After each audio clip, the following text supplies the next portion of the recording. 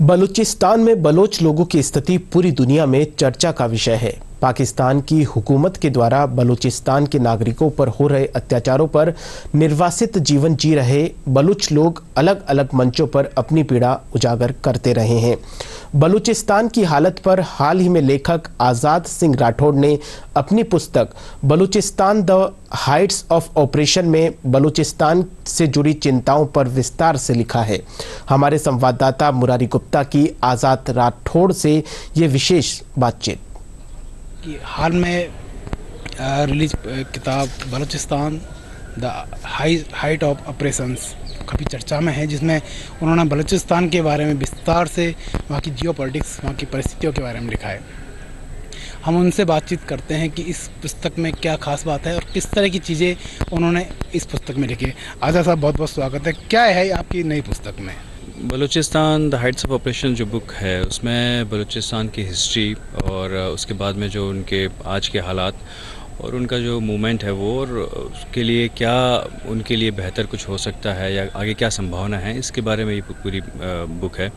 और मैं आपको बताना चाहूँगा कि इस बुक के अंदर एक जो चैप्टर है वो एक बहुत ही रिनॉन्ड बलोच स्कॉलर हैं, डॉक्टर नसीर दस्ती, जो कि अभी कहीं एक्सेल में रह रहे हैं और वो वहाँ के दमन से पीड़ित एक व्यक्ति हैं जो कि बहुत बड़े लेखक हैं। उन्होंने भी इसमें एक चैप्टर लिखा है जिसमें उन्होंने आगे की संभावनाओं के बारे में बताया। तो ये पूरे किताब में बाकी सारे डेटाज भी हैं कि किस तरह से वहाँ पर जो बलोच लोग रह रहे हैं उनके ऊपर अत्याचार हो रहा है, उनकी पूरी की पूरी डेमोग्राफी को चेंज करने का प्रयास हो रहा है। साथ ही साथ उनके जो रिसोर्सेज हैं उस पर किस तरह से वहाँ की हुकूमत जो है वो खुद काबिज होना चाहती है और उसमें से कुछ भी हिस्सा होने देना नहीं चाहती।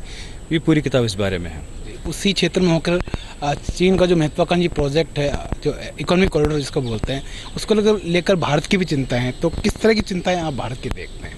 हमारे लिए बड़ा चिंता का विषय है। कुछ विशेषज्ञ थे जिन्होंने ये भी जानकारी साझा की कि अभी चीन ने जो है ग्वादर पोर्ट, जो बलोच हिस्से में आता है, जो बलूचिस्तान हिस्से में आता है, वहाँ पे तैनात करने के लिए सबमरीन्स भी दी हैं।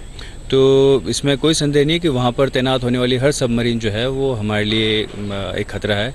ये तो एक बात हुई। साथ ही साथ दूसरा जो ये पूरा कॉरिडोर बन रहा है, इससे चाइना का जो दखल वहाँ बढ़ रहा है और चाइना का जो पाकिस्तान की इकोनॉमी पे जो कब्जा हो रहा है, वो आने वाले समय में हमारे लिए बहुत खतरनाक है। आपको जान के आश्चर्य होगा कि वहाँ के जो स्कूल्स है वहाँ पे मैंड्रिन जो लैंग्वेज है वो कंपलसरी कर दी गई, जो चाइनीज़ लैंग्वेज है। तो इससे वहाँ के लोगों के बीच और हमारे लोगों के बीच में जो एक सांस्कृतिक और आपसी जो तालमेल है वह भी कहीं ना कहीं इससे बिखरेगा, इससे हटेगा। आपको जान के बड़ा आश्चर्य होगा कि आज ग्वादर जो पोर्ट है, जो फिशरी के लिए जाना जाता है,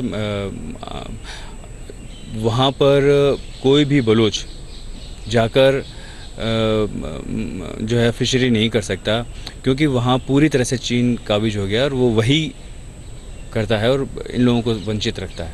कहते हैं कि बहुत गहरे रिश्ते हैं भारत और बलोच के। तो भारत का स्टैंड बलोच के मामले में किस तरह का होना चाहिए, किस तरह का रहा है अभी तक? जो बलूचिस्तान है या कलात है, कलात स्टेट है, बलूचिस्तान रीजन है, वो हमारा हज़ारों साल का पड़ोसी है।